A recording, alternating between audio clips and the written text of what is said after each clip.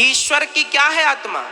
किरण, अंश, लाइट, प्रकाश, परछाई, कुछ भी कह सकते हैं। तो हम कौन है? आत्मा, अविनाशी। नैनम छिंदंती, गीता कह रही है, नैनम छिंदंती शस्त्राणि नैनम दहति पावकः।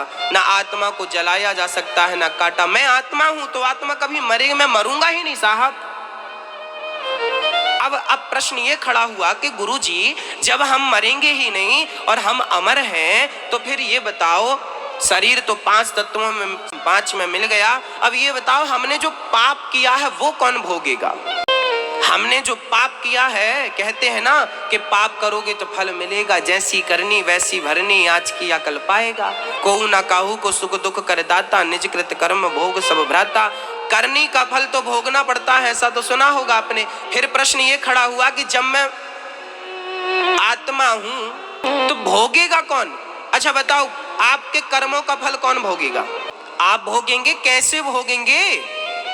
भोगने के लिए शरीर तो होना चाहिए। शरीर तो आपका 5 तत्वों में मिल गया है, बिना शरीर के कैसे भोग लेंगे?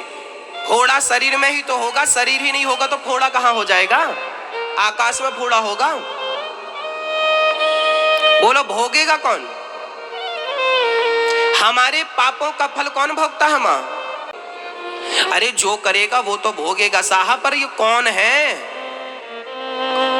शरीर भोगेगा कि आत्मा भोगेगा कि कोई फलाना भोगेगा कि पड़ोसी भोग लेगा कि मम्मी भोगेगी, पापा भोगेगा? कौन भोगेगा? हमारे कर्मों का फल हमें भोगना पड़ेगा, परंतु हमारा शरीर तो मर चुका है, आग में जल चुका है। शरीर तो रहा भोगने से नहीं, शरीर तो नहीं भोगता। आत्मा कभी नहीं भोगती। आत्मा को सुख दुख नहीं होता। नैनम छिंदन्ति शस्त्राणि, गीता इसका उदाहरण है, सबूत है।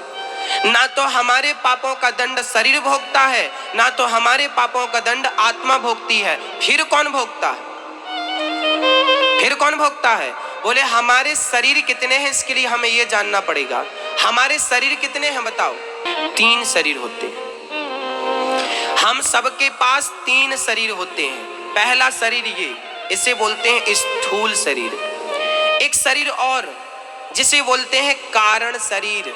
वो कारण शरीर चिता में समाप्त हो जाता है, इसलिए हम उसकी बात ना करें। फिर 2 शरीर बचते हैं, एक स्थूल एक सूक्ष्म।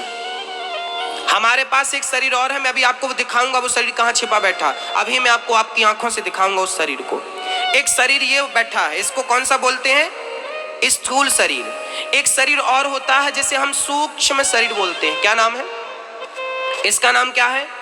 स्थूल। ये शरीर चिता पे जल जाता है, ये शरीर मिट्टी से बना, मिट्टी में मिल जाता है। पर जो सूक्ष्म शरीर है वो मरता नहीं है साहब, वो मिटता नहीं है। वो सूक्ष्म शरीर अब मैं आपको दिखाता हूं, देखो। आपने कभी सपना देखा कि नहीं? कमरे में सो रहे हैं, खिड़की बंद, दरवाजा बंद, सपना आया कि हम हरिद्वार गए, हरिद्वार में गंगा नहा रहे हैं।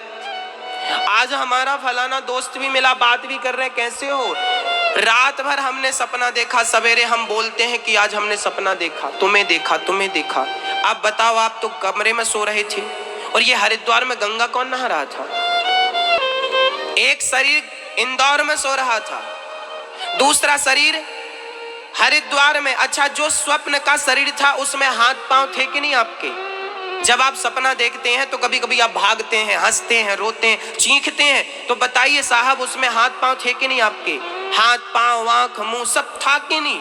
लो भाई, एक शरीर ये था, एक शरीर स्वप्न का जो शरीर होता है उसी को हम सूक्ष्म शरीर मानते हैं। उसे क्या मानते हैं?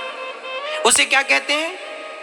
ये शरीर तो यहीं जल जाता है, पर वो स्वप्न वाला शरीर कभी जलता नहीं। और वही शरीर यहाँ से सीधा मरने के बाद जब हम लोग कहते हैं मर गया, जब हम यहाँ से आत्मा चली जाती है तो वही सूक्ष्म शरीर यहाँ से भगवान के पास जाता है और भगवान उसे अपने पास बिठाते हैं, पानी पिलाते हैं, भोजन कराते हैं, गले लगाते हैं, बढ़िया सी चेयर पर बिठाते हैं और भगवान कहते हैं चलो हम तुम्हें एक पिक्चर दिखाते हैं। वहाँ बहुत बड़ी टीवी लगी है, जैसे यहाँ लगी बड़ी टीवी, और उसमें भगवान क्या करते हैं, आपके पूरी जन्म से मृत्यु तक की पिक्चर मेमोरी कार्ड फंसा देते हैं और आपने जन्म से लेके आज तक जितना पुण्य और पाप किया है सब उसमें दिखता है।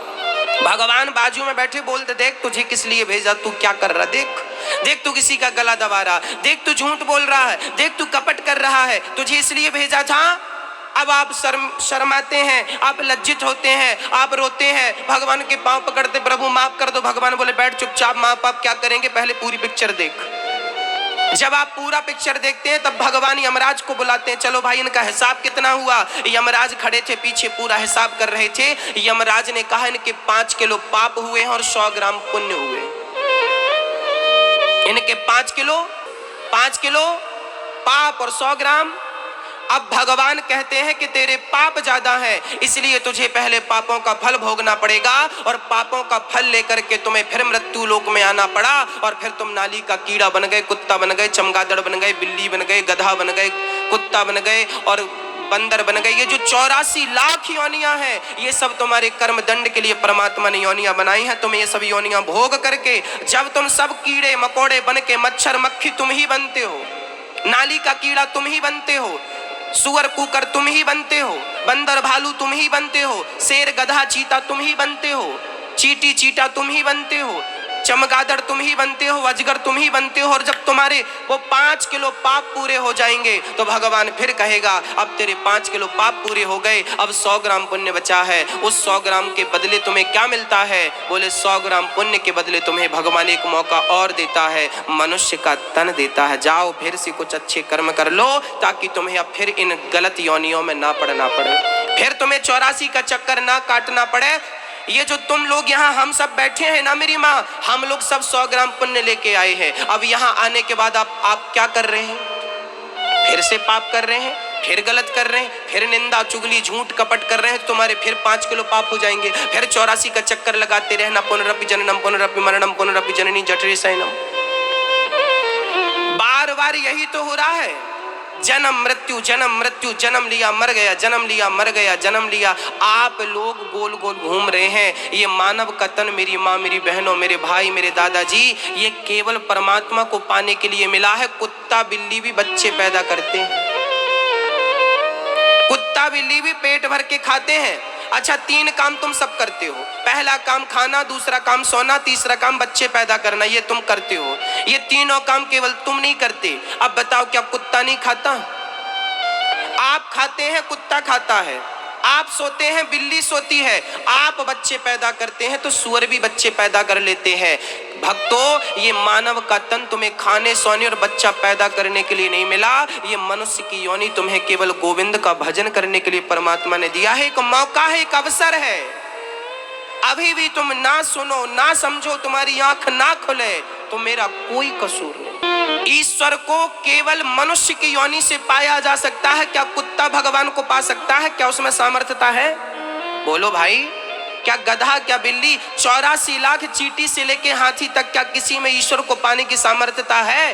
केवल ईश्वर को हम और आप इंसान पा सकता है। एक जंगल में एक शेरनी जा रही थी, अचानक शेरनी को एक गीदड़ का बच्चा मिल गया। गीदड़ का बच्चा, उसकी माँ अभी अभी जन्म दे के नवजात बच्चा था, मर गई थी और गीदड़ का बच्चा को चाट रहा था, माँ को देख रहा था, पर वो गीदड़ माँ का दूध भी नहीं पी पाया, उसकी माँ मर गई। शेरनी वहां आई, उस शेरनी को दया आई और शेरनी गीदड़ के बच्चे को अपनी कुटिया पे ले आई, अपने गुफा पे ले आई, अपना दूध पिलाया शेरनी ने और उस गीदड़ के बच्चे को पाल पोस के बड़ा किया। एक दिन क्या हुआ कि एक हाथी के झुंड ने उसकी गुफा पे आके पेड़ों को उजाड़ना शुरू कर दिया।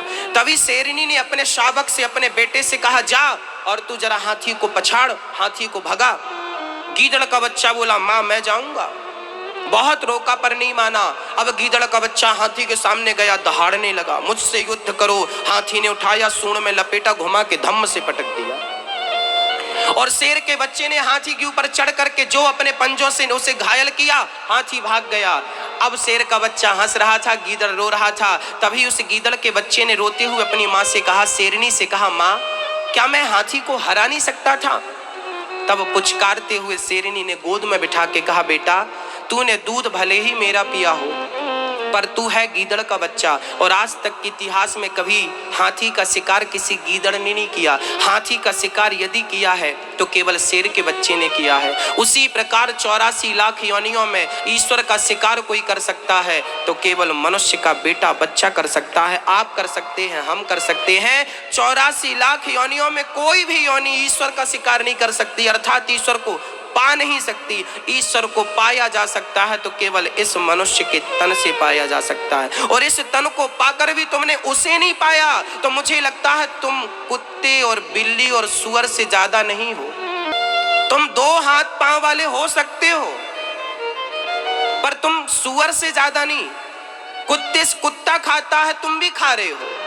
कुत्ता सोता है, तुम भी सो रहे हो। कुत्ता बच्चे पैदा करते हैं, सुअर बच्चे पैदा करते, तुम भी कर रहे हो। इनसे ज्यादा हैसियत नहीं है आपकी। यदि तुमने इस शरीर को केवल इसीलिए बनाया है, लगाया है, तो फिर कोई बात ही नहीं। ये शरीर तपो दिव्यम पुत्र का ये न सत्वम ये शरीर तप करने के लिए मिला है, तपाने के लिए मिला है, ईश्वर को पाने के लिए, ध्रुव और प्रहलाद बनने के लिए मिला है, केवल भोग भोगने के लिए नहीं मिला। भक्तों, अभी भी जाग जाओ, अभी भी कुछ नहीं बिगड़ा। उठ जाग मुसाफिर भोर भई, अब रैन कहाँ तू सोबत। हाँ, तुम्हें हीरा मिला है, तुम्हें हीरा मिला है। ये मनुष्य का तन क्या है? ये हीरा है। और इस हीरे को पाकर भी तुम रो रहे हो।